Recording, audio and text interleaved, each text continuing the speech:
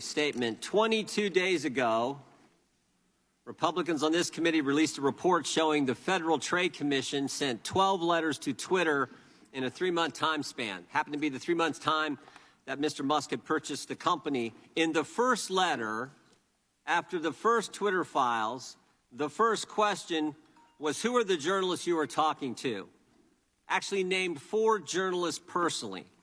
2 of those 4 journalists testified the very next day, 3 weeks ago today. They testified that day in front of this committee, Michael Shellenberger and Matt Taibbi, right here in this room. And in that hearing, Democrats asked them to reveal their sources. And there's another thing that happened during that hearing. While Mr. Taibbi was testifying, the Internal Revenue Service paid a visit to his home, left a note on his door saying, "We'll be back in touch with you next week." That all happened. That all happened. And then we learned at the same time, certainly it appears that we still do not have the answers from the IRS about that unlikely coincidence. It certainly appears to be just the latest example of the weaponization of the federal government against the American people. And it shows the need for this subcommittee and its work to proceed, no matter how robust the opposition. Today's hearing is so important and builds on our prior work related to government-induced censorship. It was interesting. In the first hearing, we had Mr. Turley, by the way, not a Republican, Mr. Turley, who talked about censorship by surrogate. In our hearing 3 weeks ago, we had 2 journalists, again, not Republicans, talk about the censorship industrial complex. And today, Senator Schmidt and Attorney General Landrieu, I read through their written testimony last night, they talk about the vast censorship enterprise. And the key word in all 3 is the word censorship, because that is exactly what's going on. Today's hearing provides an opportunity to bring to light evidence from within the federal government and federal agencies that have driven much of this censorship. This evidence comes from the litigation efforts of Missouri and Louisiana against the federal government. The state's lawyers in those cases are here to testify before us today. Within days of taking office, the Biden White House was already pressuring big tech to suppress free speech. The censor's goal is simple: limit what Americans can see, limit what Americans can say, which is a direct assault on the right to free speech that is protected by the First Amendment. The censors have bullied big tech with threats to get them to do the government's bidding, and big tech has all too often agreed to collude with the government and facilitate the censorship agenda. In this country, the government does not get to pick what viewpoints are right, what issues we discuss, or what we believe. But that is exactly what the White House and the agencies as varied as the CDC and the FBI have done. Their censorship has extended to speech on critically important topics, like how best to respond to COVID-19, and even to elections themselves. That kind of speech is at the heart of a free country and our republic. The amount of content censored has been staggering. One nonprofit that is part of the censorship industrial complex has boasted that 35% of the pages it flagged for social media companies were either labeled, removed, or soft blocked. But perhaps even worse is the scope of the censorship. The government no longer pretends that censorship is limited to foreign disinformation or even domestic misinformation. Instead, censorship extends to the so-called malinformation. In other words, true information that is supposedly misleading and conflicts with the censor's preferred narrative. And that is the most dangerous and, frankly, the most frightening thing of all. Censorship isn't about truth. It's about power. The evidence from this litigation shows the need for this subcommittee's work investigating the entirety of the censorship industrial complex.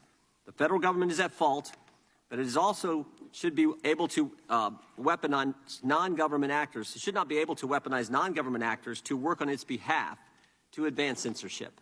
This subcommittee must investigate the extent of what has happened here, and we must protect the American people from it happening again. Already, this subcommittee has requested related documents from the federal agencies, big tech companies, and their intermediaries that make up this complex, this vast censorship enterprise. This important work must continue so that the American people learn what their government has done to them so that this Congress can take action to ensure that it doesn't happen again. The chair now recognizes the ranking member, the gentlewoman from the Virgin Islands, Ms. Plaskett, for her opening statement. Thank you, Mr. Chairman, and good morning to everyone. On Monday, multiple people, including 3 children, lost their lives to violence, gun violence in Nashville, Tennessee. This week, a federal grand jury and a federal judge, has had to force Trump officials to testify concerning their possible involvement and what they knew regarding the violence and death and riot and insurrection attempt on our Capitol from January 6, 2021. The debt ceiling is looming over the American economy, and Speaker McCarthy and the Republican conference are holding the debt hostage right now. And we're holding a hearing on what? Missouri versus Biden, and some alleged deep state effort to censor conservative online. That allegation is nonsense. As we discussed extensively in the hearings, as the chairman has said before, social media companies, deep pocket, private companies, social media companies actually amplify conservative voices. They do less to censor those voices. And everyone here should be alarmed when that amplification pushes out false and dangerous narratives. False narratives such as January 6th being a deep state effort. False narratives such as COVID vaccines somehow do harm. False narratives suggesting that President Trump won the election. In fact, that's the real reason we're here. Republicans know that these are false narratives, and they know that the Americans know the truth. So they are grasping for a way to spin the truth. And how do you do that? You tell an untruth, a lie, misinformation, over and over and over and over and over again, and eventually people believe it. Some people right here in this audience believe it. Mr. Chairman, thank you for calling this hearing, because I am actually eager to speak to the witnesses that we have here. Mr. Seligman, you're a renowned lawyer, legal scholar, and expert on election law and disinformation. I'm eager to hear from you on exactly how disinformation harms our democracy. And part of the reason I'm interested in that is because of the other witnesses that are here. Senator Eric Schmidt, you are a U.S. Senator. You signed a statement defending Trump's indefensible campaign to stop social media from fact-checking election fraud falsehoods when Trump complained about censorship. Served as the vice chairman of the Republican Attorneys General Association, while its fundraising arm made robocalls urging a march on the Capitol the day before the deadly January 6th insurrection. You also, sir, signed a brief in support of a Texas lawsuit seeking to invalidate electoral votes in the hopes of reversing the results of presidential elections. I don't even have the time to go into some of the things that you did while you were Attorney General, theories that you have with regard to the Great Replacement theory and other things of that nature. Mr. Sawyer, you as well now serve as Missouri's Deputy Attorney General for Special Litigation. You have sought to silence people with disabilities from participating in legal cases about COVID-19 mask mandates. You've opposed LGBTQ rights on numerous occasions. As recently as 2015, you opposed same-sex marriages in a brief in 2021, opposing the President's executive order redefining sexual discrimination.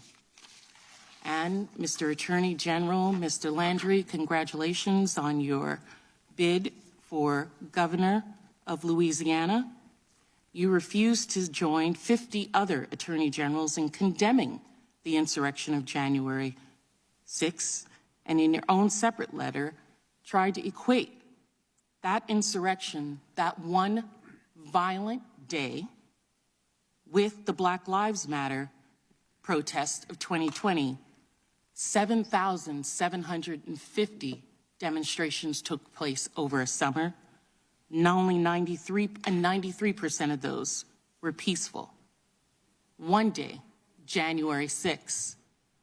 Yes, 93% were peaceful.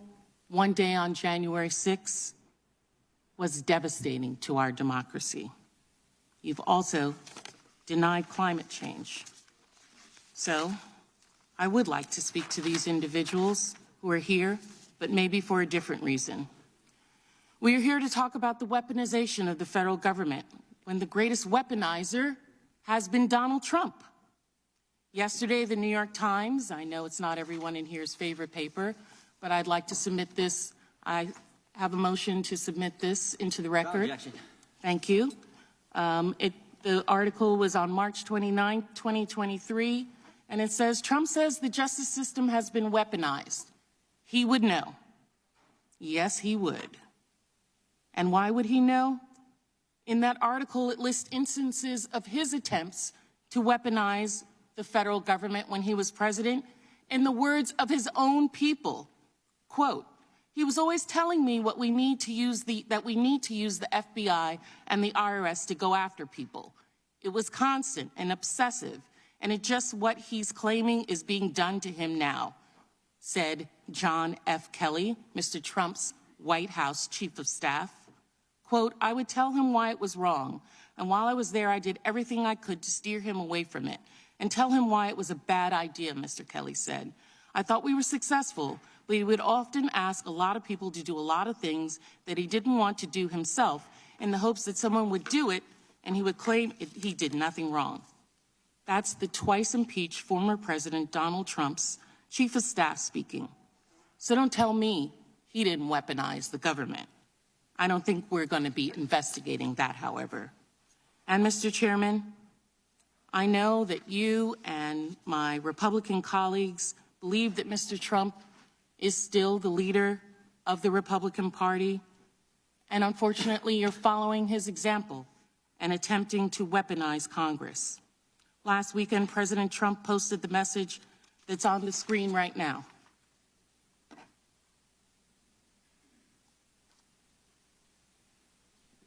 Thank you.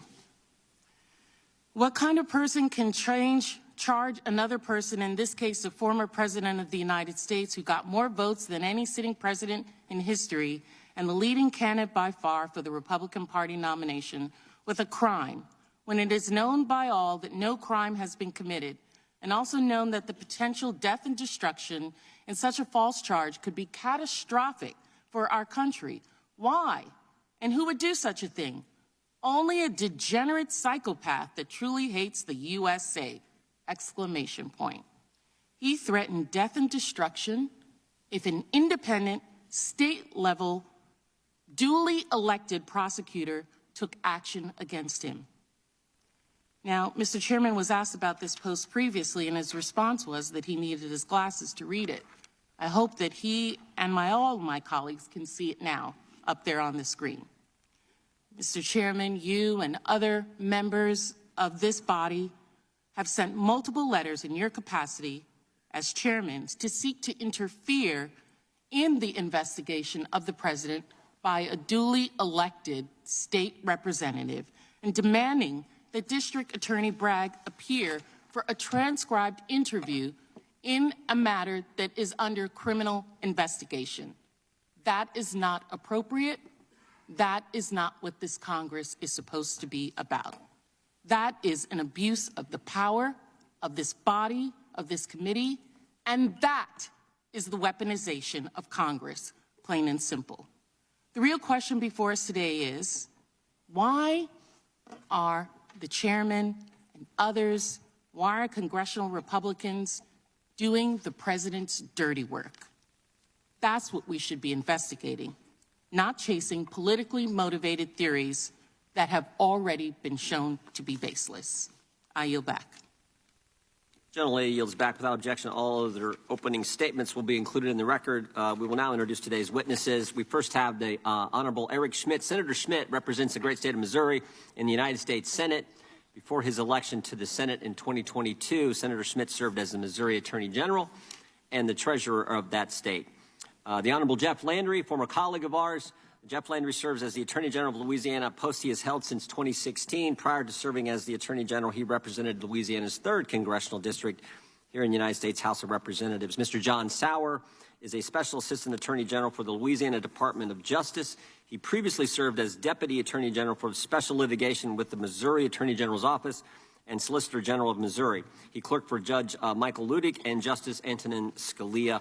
And then Matthew Seligman. Matthew Seligman is a non-resident fellow at the Constitutional Law Center at Stanford Law School. His research focuses on election law, constitutional law, federal courts, contracts, and private law theory. He clerked for Judge Douglas Ginsburg. We welcome our witnesses today and thank them for appearing. We will begin by swearing you in. Would you please rise and raise your right hand? Do you swear or affirm under penalty of perjury that the testimony you're about to give is true and correct to the best of your knowledge, information, and belief, so help you God? Let the record show that each of the witnesses answered in the affirmative. Please note that your written testimony will be entered into the record in its entirety. Accordingly, we ask that you summarize your testimony in 5 minutes. We'll give a few more minutes, of course, to Senator Schmitt, and Attorney General Landry has been the courtesy, or has been the custom of this this committee. And we'll start with Senator Schmitt. You know how it works here with the lights. Senator, you go, but like I said, we'll give you a little extra time there. We appreciate your service to our country and your state, and appreciate you being here today. And you're now recognized, Senator Schmitt. Thank you. Chairman Jordan, Ranking Member Plaskett, and members of the Select Subcommittee, thank you for the opportunity to be here today to discuss this important issue. The First Amendment is the beating heart of our Constitution. The First Amendment is integral to maintaining our Republican form of government and the belief that we are a country of free people, not oppressive government. The Biden administration has led the largest speech censorship operation in recent American history. Since taking office, President Biden and his team have labored to suppress viewpoints with which they disagree. And in doing so, they have infringed upon the individual freedoms of millions of Americans. And no matter what your political affiliation is, government censorship should concern everyone. The Biden administration has coerced, cajoled, and colluded with social media companies to censor disfavored speech. The Biden team has publicly threatened social media companies from removing legal protections, with removing legal protections, blamed social media companies for societal problems, accused social media companies of killing people, and these social media companies, some of the biggest companies in the history of the world, willingly took part in this Orwellian, vast censorship enterprise. On multiple occasions, President Biden and his team have threatened to punish social media companies that did not sufficiently censor Biden's political opposition by revoking Section 230. Biden suggested Facebook CEO Mark Zuckerberg should be subject to civil liability and potential criminal prosecution for not censoring political speech. President Biden also repeatedly accused social media companies of, quote, killing people by not censoring enough disfavored speech. The Biden administration has threatened and attacked social media companies so that those social media companies would censor speech the Biden administration dislikes. Until the Missouri versus Biden lawsuit and later the Twitter files, the Biden administration's efforts to pressure and collude with social media companies was behind the scenes through meetings and emails and was unknown. On behalf of Missouri and Louisiana, I was proud to join with General Landry to sue the Biden administration for violating the First Amendment through this vast censorship enterprise. This lawsuit alleges the Biden administration, including President Biden himself and members of his team, pressured and colluded with social media giants to censor free speech in the name of combating so-called disinformation and misinformation, which led to the suppression and censorship of truthful information on a scale never seen before. The lawsuit provides example after example of truthful information that was censored by social media companies that were admitted at a later date to be truthful or credible, including the Hunter Biden laptop story, the COVID-19 lab leak theory, and the efficacy of masks. Discovery obtained by Missouri and Louisiana demonstrated the Biden administration's coordination with social media companies and collusion with nonprofits to censor speech was far more pervasive and destructive than ever known. Documents reveal multiple White House officials, from the former press secretary to the digital director, relentlessly pressuring social media companies to remove specific posts or accounts or expand censorship practices. The White House wanted posts censored from Fox News host Tucker Carlson, even though Facebook found that the content did not violate its policies. The White House also asked for unfavorable news to be put, quote, in context with specific talking points, along with amplification of Biden administration messaging and FAQs. Missouri and Louisiana also deposed Dr. Anthony Fauci. This deposition showed that when Dr. Fauci spoke, big tech censored. For example, Dr. Fauci was aware early in the pandemic that his agency had funded dangerous gain-of-function research on the coronavirus at the Wuhan Institute of Virology, but he sought to discredit and suppress the theory that COVID-19 leaked from a lab to deflect blame and avoid potential responsibility for the pandemic. In his deposition, Dr. Fauci claimed 174 times that he could not recall, including about critical details related to gain-of-function research and other issues associated with the lab leak theory and the government's response to the pandemic. Because of Dr. Fauci's influence, social media platforms censored the lab leak theory and other COVID-19 viewpoints that Dr. Fauci and his cabal of experts disfavored. Missouri and Louisiana also deposed the FBI agent about the Hunter Biden laptop story. This deposition and relevant documents revealed that the FBI deliberately planted false information about hack and leak operations in advance of the Hunter Biden laptop story coming out in order to deceive social media platforms into censoring the Hunter Biden laptop story. The FBI also flagged social media accounts for censorship on a monthly basis and have an estimated 50% success rate in getting reported disinformation removed or censored. The Missouri versus Biden lawsuit also obtained documents revealing that multiple federal agencies had pressured and colluded with big tech or social media companies to flag and censor large number of accounts and posts, especially related to public health and elections. The federal government has even created public-private partnerships to expand its censorship reach. Without the Missouri versus Biden lawsuit and the subsequent disclosures in the Twitter files, Americans would have never known about the Biden administration's coordination, collusion, and coercion to censor speech. President Biden and his administration may lust for its own ministry of truth, but I, along with millions of Americans, will never stop fighting for the God-given right to speak your mind, freedom of expression, freedom of speech.